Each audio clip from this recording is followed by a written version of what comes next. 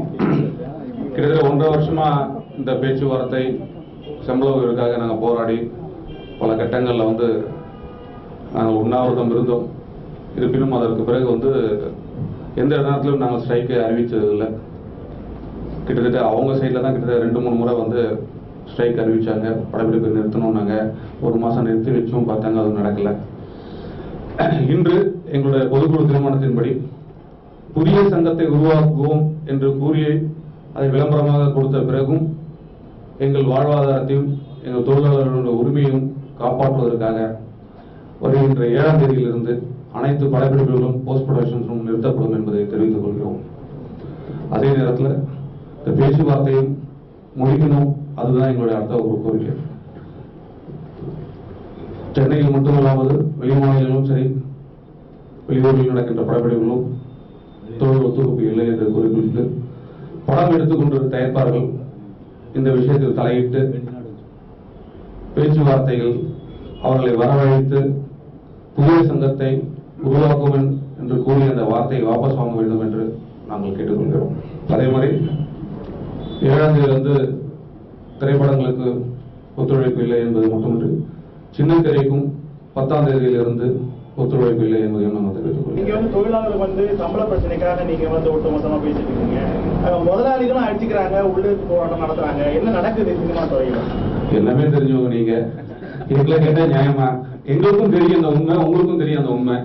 அவங்க உள்ளிருப்பு போராட்டம் வெளியிருப்பு போராட்டம்னு அறிவிச்சிட்டு இருக்காங்க. நாங்க இப்ப என்ன பண்ண போறோம்னா ஸ்ட்ரைக் அறிவித்த உடனே நாங்களும் பல போராட்டங்களை அறிவிக்க போறோம். அது ஒன்றன் பின் ஒன்றாக நடைபெறும் என்பதை தெரிவித்துக் கொள்கிறோம். எங்களுக்கும் உள்ளிருப்பு போராட்டம் தெரியும். அங்க போய் உதாரணத்துக்கு அந்த தேதியும் நாங்கள் விரைவில் அறிவிப்போம். இந்த பேச்சுவார்த்தையில் அவர்கள் கலந்து கொள்ளாவிட்டால், இந்த சுமமான மொழியில் வராவிட்டால் அதையும் நான் சொல்றோம். முதல்ல புது சங்கம் ஆரம்பிக்கணும் அப்படின்னு சொல்றது இந்திய அரசியல் அமைப்புக்கு எதிரானது. தயாரிப்பாளர்களே ஒரு முதலாளிகளே தொழிற்சங்கம் ஆரம்பிப்பது என்பது இந்திய அரசியலமைப்பு சட்டப்படி அது ஒரு குற்றவியல் தண்டனை தான். அதை சொன்ன அன்னைக்கே அவர்கள் மேல் நடவடிக்கை எடுத்திருக்கணும். இந்த நாள் வரை நடவடிக்கையே எடுக்காமல் இருக்காங்கன்றதே தெரியல. நாங்கள் இது குறித்து கூடுதல் ஆணையத்தை புகார் கடிதம் கொடுத்து அவர்கள் மேல் நடவடிக்கை எடுக்க சொல்லி கடிதம் கொடுத்துருக்கோம். அதாவது பேச்சுவார்த்தைக்கு வர சொல்லி கடிதம் கொடுத்தது வேறு, குற்றவியல் நடவடிக்கை எடுக்கணும். என்னன்னா முதல்ல அவங்க சொன்னதே தப்பு. அது அப்புறம் இதுல அதுவே தவறு. அப்புறம் சங்கத்துல யார் போய் சேருவான்னு நீங்க கேட்டீங்கன்னா எப்படி சொல்லுங்க. அது அந்த செயலே தவறான செயல். ஏற்கனவே 2 முறை இது கூட அமைப்பு உருவாக்கி அது வெற்றிகரமாக நடத்தப்பட முடியல. இப்ப 3வது முறையை அவங்க அறிவிச்சிருக்கு வெற்றிகரமாக நடக்க முடியுமா? அது நடத்துறேன்னு சொன்னவங்கள்ட்ட தான் நீங்க கேட்கணும். ஏற்கனவே 2 தடவை தோத்துட்டீங்க, இப்ப 3வது தடவை வேணும். எங்க இந்த புதிய சங்கம்லாம் அவ்வளவு சீக்கிரம் ஆரம்பிக்க முடியாது. முதலாளி எப்படி தொழிற்சங்கம் உருவாக்க முடியும்? ஏற்கனவே உருவான ஒரு தொழிற்சங்கத்துக்கு சம்பளத்தை கேட்டதுக்கு தான் இவ்வளவு தூரத்துக்கு கொண்டு வந்து நிறுத்தியிருக்காங்க. அப்போ புதுசா ஒரு தொழிற்சங்கம் உருவாக்கி சம்பளமே இல்லாம ஒரு தொழிற்சங்கம் உருவாக்குவாங்களா? 3 நாள் என்பது நீங்க உங்களுக்கு எல்லாருக்குமே இந்த விஷயம் நல்லா தெரியும். இந்த விஷயம் நல்லா தெரியும். இது யாரோ சிலர் பதவிக்காக அந்த நாற்காலி சண்டை தான் இங்க நடந்துகிட்டு இருக்கு. தயாரிப்பாளர் சங்கத்தில் நடந்துகிட்டு இருக்குது நாற்காலி சண்டை. இதனுடைய உள்ளர்த்தம் வெளியில இருக்கிற தயாரிப்பாளர்களுக்கு முதல்ல தெரியல. பெப்சி ஏதோ தாங்கோடி தனமாக ஒவ்வொரு முறையும் சம்பளத்தை 100% அவங்க எல்லாமே பொய் குற்றச்சாட்டாக தான் சொல்லிக்கிட்டே இருந்தாங்க. 100% உயர்த்தி கேட்கிறாங்க, 200% உயர்த்தி கேட்கிறாங்க அப்படின்னு. இது எல்லாரும் வெளியில நம்பக்கூடிய அளவுக்கு அவங்க பகிரங்கமா சொல்லிக்கிட்டு இருந்தாங்க. உண்மையில் அதிகபட்சமா 40-45% மேல யாருமே கேட்டதே இல்லை, கொடுக்கவும் இல்லை. அவங்க இப்ப கூட அவர் சத்யஜித் தேவராயன் சார் சொல்றாரு 80% கேட்டாங்கன்னு சொல்றாங்க. அதெல்லாம் பொய். ஆதாரம் டேபிள்ல எடுத்து வைக்கிட்டவங்க 80% யாருக்காவது கொடுத்துருக்காங்க. அவங்க மனசாட்சி தொட்டு சொல்ல சொல்லி ஒரு ஆதாரத்தோட காமிக்க சொல்லுங்க. அதெல்லாம் பொய். அது மாதிரி அவங்க மேற்கொண்டு வெளியில படம் எடுத்துக்கிட்டு இருக்க ப்ரொடியூசர்ஸ்க்கு தப்பான ஒரு தகவலை அனுப்பிச்சுட்டு இருக்காங்க. அதனால எங்களை பொறுத்த மட்டும் படம் எடுத்து கொடுக்கக்கூடிய தயாரிப்பாளர்களுக்கு புதிய சம்பளம் கொடுத்து அதுக்கு நாங்கள் ஒத்துழைப்பு அளிக்கணும் இல்லையா? வெளியூர்ல படப்பிடிப்பு இருக்காங்க, வெளி ஸ்டேட்ல இருக்காங்க, கர்நாடகாவில் இருப்பாங்க, ஹம்பியில் இருப்பாங்க, டெல்லியில இருப்பாங்க, வெளிநாட்டில் இருப்பாங்க. அவங்களுக்கு ஒரு 3 நாள் டைம் வேணும்ல. அதனாலதான் அந்த 3 நாள் டைம். இந்த 3 நாளைக்குள்ள அவங்களே பேச சொல்லியிருக்கோம். அவங்களே நீங்க சம்பந்தப்பட்ட கவுன்சிலுக்கு போய் பேசி இப்ப தேவை என்னன்னா தமிழ் சினிமாவுக்கு ஒரு நேர்மையான ஒரு தயாரிப்பாளர் சங்கம் தேவைப்படுது. அதுதான் உண்மை. இது நீங்க தயவு செஞ்சு அன்புக்குரிய பத்திரிகையாளர்கள், நாங்க உங்களை கூப்பிடுறதுக்கு என்னன்னா எங்களுடைய பரிதாப நிலையை மக்களுக்கும் இந்த அரசுக்கும் எடுத்து சொல்லணும்னு தான். உண்மையிலே கேள்விகள் அதிகம் கேட்க வேண்டிய இடம் அங்கேதான். ஏன்னா யாரு லேபர் கமிஷனுக்கு போனது முதல்ல? அவங்க தான் போய் கம்ப்ளைண்ட் கொடுத்து பெப்சியை கூப்பிட்டு அவங்களுக்கு இங்கே அவங்க அராஜகம் பண்ணுறாங்க, அவங்க அநியாயமாக சம்பளம் கேட்குறாங்க அப்படின்னு சொல்லி லேபர் கமிஷனில் போய் கம்ப்ளைண்ட் கொடுத்து பேச்சுவார்த்தைக்கு அழைத்தது அவங்க தான். அவங்க லேபர் கமிஷன் போனோம் தான் கமிஷன் ஆஃபீஸ் வந்து எங்களை கூப்பிட்டு சொன்னாங்க, நாங்கள் போனோம். அவங்களே கூப்பிடுவாங்களாம். அப்புறம் போன இடத்துல எங்களுடைய நியாயத்தையும் எல்லாத்தையும் எடுத்து வைக்கிறோம். கட்சியினுடைய நியாயத்தை எடுத்து வச்ச உடனே லேபர் கூடுதல் ஆணையர் என்ன பண்ணுவாரு, இவங்க பக்கம் இருக்கிற நியாயம் இது, உங்க பக்கம் நியாயம் இருக்குன்னு 2 பக்கம் சரிசமமா பார்த்து தான் முடிச்சு வச்சாரு. ஆனா அவங்க என்ன பண்ணிட்டாங்க, ஒரு கட்டத்துல அவங்க நினைச்சு வந்தது நடக்கலன்னு சொல்லி நாங்க வரமாட்டோம்னு சொல்லிட்டு அவரும் ஆபீஸர் எத்தனை தடவை தான் சொல்லுவாரு, ஏங்க நீங்க கோச்சிட்டு போவாதீங்க, நீங்க தானே வர சொல்றீங்கன்னு. ஆனால் வரமாட்டோமாங்க. திடீர்னு 20 பேர் வருவாங்க, 30 பேர் வருவாங்க, திடீர்னு ஒரு நாளைக்கு 2 பேர் வருவாங்க. ஒரு முறையற்ற பேச்சுவார்த்தை. ஒரு கட்டத்தில் அவங்க சொன்னாங்க, இது ரொம்ப கொடுமையான ஒரு விஷயம் என்னன்னா, ஒரு தயாரிப்பாளர் வந்து பகிரங்கமா ஒரு லேபர் கமிஷன் முன்னாலே சொல்றாரு, அரசாங்கத்தை நாங்க தான் உருவாக்குறோம், நாங்க சொல்றதா இங்க நடக்கும் அப்படின்றாங்க. ஒரு தயாரிப்பாளர் சங்கம் என்பது இந்த நாட்டில் எத்தனையோ தொழில் இருக்கு. அது மாதிரி தயாரிப்பாளர் சங்கம் இருக்கு. அது ஒரு சினிமா தயாரிக்கிறது ஒரு தொழில், அதுக்கு ஒரு சங்கம், அதுக்கு ஒரு 21 நிர்வாகிகள், அவ்வளவுதானே தவிர அவர்கள் இந்த நாட்டோட மந்திரிகள் மாதிரியே மனநிலையிலே உட்கார்ந்து பேச்சுவார்த்தை நடத்தினா எப்படி நடத்த முடியும்? கிட்டத்தட்ட அந்த மனப்போவோட தான் அவங்க நடத்திட்டு இருக்காங்க. அதனாலதான் புதுசா சங்காரம் போடுறாங்க, எங்களை யாரும் கட்டுப்படுத்த முடியாதுன்றாங்க. ஒவ்வொரு கடிதமும் நீங்கள் உங்களுக்கான ஆதாரம் ஏதாவது வேணும்னா தயவு செஞ்சு கூடுதல் ஆணையர் சோம்புராஜத்தை நீங்க கேட்டு வாங்கிக்கங்க அந்த ஆதாரத்தை. ஒவ்வொரு கடிதமும் அவங்க கொடுத்துருக்கணுமா, இதெல்லாம் நீங்க சினிமாலாம் எந்த ஆக்ட்லயும் வரவே வராது, நான் பேச்சுவார்த்தைக்கு வரமாட்டோம் அப்படி சொன்னீங்கன்னா, வரமாட்டோம்னு சொன்னீங்கன்னா எதுக்கு யார் போய் லெட்டர் கொடுத்தது? நீங்க தான் இங்க பேச்சுவார்த்தை நடத்தணும்னு சொன்னீங்க, நீங்களே வரமாட்டோம், சினி ஆக்ட் வரவே வராது. செயலாளர் முரளிதரன் அவர்கள் கடிதம் கொடுத்துருக்காரு, இது வந்து ஆக்ட்லேயே வராது, எங்களை எந்த ஆக்டும் கட்டுப்படுத்தாதுன்னு ஒரு கடிதம் கொடுத்துருக்காரு. இது கூடயா தெரியாம நீங்க செயலாளராக இருக்கீங்க? கட்டுப்படுத்தாத எதுக்காக அங்கே போனீங்க? அதனால ஆரம்பம் முதலே நாங்கள் நாகரீகம் கருதி அங்கே நடக்கிறது பதவி சண்டைன்னு சொல்லாமல் இருந்துகிட்டே இருந்தோம். அது அவங்களே கடைசியில் இது பதவி சண்டை தான், அதற்காகத்தான் அவர்களுடைய பதவி சண்டைக்கு நாங்கள் தொழிலாளர்களை பாதிக்க வைக்கணும்னு நினைக்கிறாங்க. இது மிக தவறான போக்கு. தமிழ் சினிமா வரலாறுல மிக மோசமான கேவலமான காலகட்டத்தை நடத்திட்டு இருக்காங்க. யாரு உள்ளிருப்பு போராட்டம் யாரு போய் நடத்தணும்? உங்க சங்கத்தில் நீங்களே உள்ளிருப்பு போராட்டம் எதுக்கு நடத்துறீங்க? பேச்சுவார்த்தை நடத்தணும்னு சொல்றீங்களா, நடத்த வேணாம்னு சொல்றீங்களா? சம்பளம் கொடுக்கணும்னு சொல்றீங்களா, கொடுக்க வேணாம்னு சொல்றீங்களா? படம் எடுத்துக்கிட்டு இருக்க ப்ரொடியூசர்ஸை இன்னைக்கு கரண்ட்ல 30 படம் ஷூட்டிங் நடக்குதுன்னா அந்த 30 படம் ப்ரொடியூசர்ஸை ஒரு நாளாவது கூப்பிட்டு கேட்டு ஒரு முடிவு எடுக்க வேணாமா? நான் ஒரு படம் எடுத்துட்டு இருக்கேன், சசிகுமார் ஒரு படம் எடுத்துட்டு இருக்கான், இந்த 2 மாசம் கழிச்சு படத்துக்கு போறாரு. அப்ப யாரு நீங்க எப்ப ஷூட்டிங் ஆரம்பிங்க எங்களை கேட்பீங்களா? நீங்க ஒரு 10 பேர் உட்கார்ந்துக்கிட்டு ஏப்ரல் 30 வரைக்கும் கிடையாது, அப்ப 2க்கு மேல வேற சங்கம்னா நீங்க முதல்ல அதுவும் தப்பு. நாங்க கொடுத்து அவங்க முக்கிய அறிவிப்புன்னு சொல்லிட்டு விளம்பரங்கள் நாளிதழ்கள் ஒரு விளம்பரம் வந்திருந்தது, அதுவும் சட்டப்படி குற்றம். அது என்ன சொல்லியிருக்காங்க, 2ஆம் தேதிக்கு மேல நாங்க என்ன தொழிலாளர்களை தர்றோமோ அவங்கள வச்சுதான் நீங்க படப்பிடிப்பு நடத்தணும், மீறினா உங்கள் மேல நடவடிக்கை எடுப்போம். அப்படி யாருமே கட்டாயப்படுத்த முடியாதுங்க. இது எல்லாமே கவுன்சில் இந்த முறை நடந்தது மிக தவறான ஒரு, இது வந்து ஒரு மோசமான முன்னுதாரணம். சார், தொழிலாளர்களுக்கு நிச்சயமா பாதிப்பு தான், ஆனாலும் அந்த பாதிப்பெல்லாம் இல்லை. உயிரே போக போகும்போது அவனுக்கு வந்து கருப்பு சட்டை வேணுமா வெள்ளை சட்டை வேணுமான்றதை பத்தி பேச முடியாது. உயிரே போகும்போது அவருடைய வேலைக்கே உத்தரவாதம் இல்லை.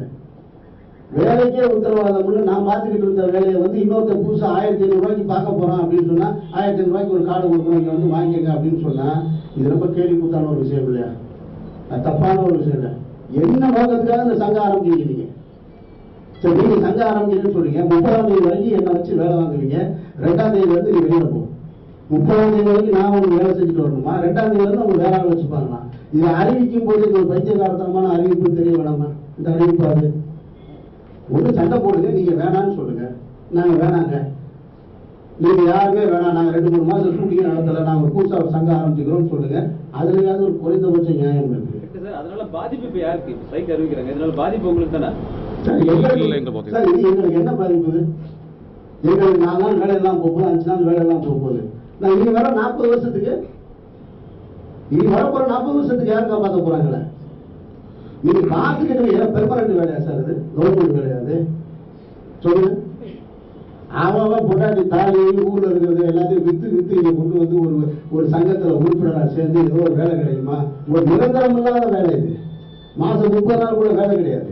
பல முறை சொல்லியாச்சு, 30 நாள் கூட வேலை கிடையாது. சம்பளம் கேட்கறாங்கன்னு என்னையா கேட்கறாங்க? 500 ரூபாய் சம்பளம் கேட்கறது ஒரு அநியாயமாகுது இந்த நாட்டுல. உத்தரவாதம் 30 நாள் வேலை உத்தரவாதம் கிடையாது. 15 நாள் நீங்க வேலை பார்த்தாங்கன்னு வச்சுக்க, இல்ல 20 நாள் வேலை பார்த்தாங்கன்னு வச்சுக்க, 500 ரூபாய் சம்பளத்துக்கு 10,000 ரூபாங்க. 10,000 ரூபாய் ஒரு குடும்பம் நடத்த முடியுமா மெட்ராஸ்ல? ஒரு குடும்பம் நடத்த முடியுமா? அது கூட தெரியாம நீங்க இதை பிரச்சனை பெப்சி தொழிலாளர்கள் பிரச்சனை, அவர்கள் அராஜகம் பண்றாங்கன்னு முதல்ல தவறான குற்றச்சாட்டு. இது ரொம்ப தவறான குற்றச்சாட்டு. சரி, நாங்க என்ன பண்ணோம்? எல்லாமே தொழிலாளியா இருக்கிறதுனால முதலாளிகளை ஒரு கட்டத்துக்கு மேல ரொம்ப விமர்சனம் பண்ண முடியாது அப்படின்னு பொறுமையாவே இருந்தாங்க. நீங்க கடைசியில தொழிலாளியை சாவடிக்கின்றீங்க. சம்பளம் கூட கேட்டான்றதுக்காக நீ கூட வேலைக்கு வச்சுக்கிறேன் அப்படின்னு சொல்றது எந்த வகையில? இந்த பிரச்சனைக்கு அவர்கள் தேர்ந்தெடுத்த தலைவர்னு ஒருத்தர் தேர்ந்தெடுத்தாங்கல்ல, அந்த தலைவர், செயலாளர், பொருளாளர், அந்த நிர்வாகிகளுக்கு அந்த சங்க உறுப்பினர்கள் போல கட்டுப்படும். எப்ப ஒரு கூட்டத்துல ஒரு உறுப்பினர் கோச்சுட்டு போகலாம், எதிர்த்து போகலாம். எப்ப பார்த்தாலும் தலைவர் கோச்சுட்டு போயிடுறாரு, தலைவர் வரவே மாட்டேன்றாரு. அது என்ன நடக்குது அங்க? ஒரு நியாயம் தெரியும். தலைவரை மறிக்கிறாங்க. நிரந்தர தீர்வு இது ஒண்ணுமே கிடையாது. அதான் சொன்னல, தயாரிப்பாளர் சங்கத்துல குளறுபடி இருக்கு. அங்கே வெற்றி அடைந்தவர்களுக்கும் தோல்வி அடைந்தவர்களுக்குமான சண்டை நடந்துட்டு. அந்த சண்டையில தேவையில்லாம இந்த 23 சங்கங்களை போட்டு பலிகடாக்குறாங்க. இதை எங்க இயக்குநர் சங்கத்தை சேர்க்கிறாங்க. இதுதான் நடந்தது. இதை சேர்க்காதீங்கன்னு நான் சொல்றேன் உங்கள்கிட்ட. உங்க வீட்டு சங்கத்துக்கு உங்களோட நிறுத்திங்க, ஏன் எங்களை கொண்டு வந்து இருக்கிறீங்க? நாங்க இயக்குநர் சங்கம் பெப்சியோட இணைந்து வேலை செஞ்சுக்கிட்டு இருக்கு. பெப்சியோட வேலை செஞ்சுக்கிட்டு இருக்க இயக்குநர் சங்கத்தை திடீர்னு நாங்க வெளியில எடுப்போம்னு எங்க சங்க உறுப்பினரை வச்சோம், எங்க சங்க நிர்வாகியை வச்சோம் சொல்ல வச்சது மிகப்பெரிய தப்பு. இது ஒரு பிரித்தாளும் சூழ்ச்சி. இது எதுக்கு செய்யறீங்க? கடைசியில் நானும் எங்க சங்க நிர்வாகிகளும் சண்டை போட்டுக்கிறதா? நான் ஆரம்பத்துல இருந்தே சொல்லிட்டு இருக்கேன், அது தப்பு, சொல்லாதீங்க. எனக்கு எதிராக சேரனை தூண்டி விடுறாங்க.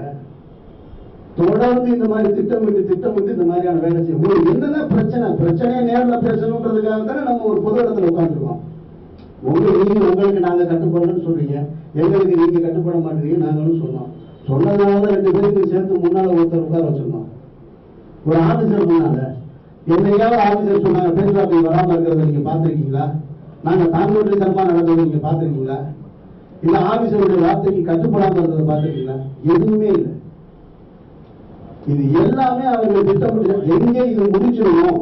15 சங்கம் முடிஞ்சிருச்சு, இன்னொரு 3 சங்கம் பேச்சுவார்த்தை முடிச்சுட்டா அங்க இருக்க நிர்வாகிகள் நல்ல பேர் வாங்கிடுவாங்க அப்படின்றதுக்காக அந்த நிர்வாகிகளுக்கு எதிராக செயல்படுறாங்க. தயாரிப்பாளர் சங்கத்தில் இருக்க நிர்வாகிகளுக்கு எதிராக தோற்று போறவங்க செயல்படுறாங்க. அந்த செயல்பாடு இவ்வளவு பெரிய போராட்டத்தை சங்க ஆழம் போன்ற வரைக்கும் கொண்டு வந்து நிறுத்திருக்காங்க. உங்களுக்கு எதிராக நிக்கிறது அவங்க தோத்து போனார்கள் தான் உங்களுக்கு எதிராக நிக்கிறாங்க. எங்களுக்கு எதிராக இல்லை, அவங்களுக்கு எதிராக ஒட்டுமொத்தமாவே. நீங்க இந்த பிரச்சனையை நல்லா கவனிச்சு பாத்தீங்கன்னா தெரியும். இப்ப கூட நேற்றைக்கு கூட ஒருத்தர் பொதுக்குழுல முடிவெடுக்காம நீங்க பேச்சுவார்த்தையில கலந்துக்கிட்டீங்கன்னு ஸ்டே வாங்கியிருக்கிறதா சொல்றாங்க. உங்க ஜெனரல் பாடி போட்டு உங்க ஜெனரல் பாடியில முடிவெடுத்துட்டு தான் பேச்சுவார்த்தைக்கு வந்தீங்க. நியமன தலைவராக திரு சந்திரசேகர் அவர்கள் இருந்தாங்க. ராமநாராயணன் அவர்கள் ராஜினாமா பண்ணிட்டு போன உடனே நியமன தலைவராக எஸ்எஸ்சி அவர்களை நியமிக்கிறாங்க. எஸ்எஸ்சி இருக்கும் பொழுது நாங்க ஒரு 5 சங்கம் அப்பதான் பேச்சுவார்த்தை ஆரம்பிக்குது. ஊதிய உயர்வு சம்பந்தமா ஒரு 5 சங்கங்கள் பேசி கையெழுத்து போடுறோம். கையெழுத்து போடும்போது அப்பவே அவரை சொல்றாங்க, நீங்க கைது போடக்கூடாது, நீங்க நியமன தலைவர் நீங்க போடக்கூடாதுன்னு சொல்றாங்க. அப்பவே அந்த குழு பார்ட்டி ஸ்டார்ட் ஆயிடுச்சு. உடனே அவர் என்ன சொன்னார், ஒரு 5 சங்கம் போட்டாரு, அதுக்குள்ள சண்டை வந்துருச்சு. இல்ல இனிமேல் 7 சங்கங்கள் நீங்க கையெழுத்து போடுறாங்கன்னா பொதுக்குழு அறிவிச்சு தான் போடணும். அப்புறம் திருப்பி பொதுக்குழு அறிவிச்சாங்க. பொதுக்குழுல என்ன சொன்னாங்கன்னா, இதுல தேர்தல் வந்துடட்டும், தேர்தல் வச்சு யார் தேர்ந்தெடுக்கப்படுறாங்களோ அதுக்கப்புறம் தான் பேச்சுவார்த்தை காத்திருந்தோம். தேர்தல் முடிஞ்சது. தேர்தல் முடிஞ்சு மீண்டும் அவரே தான் தலைவராக தேர்ந்தெடுக்கப்பட்டார்.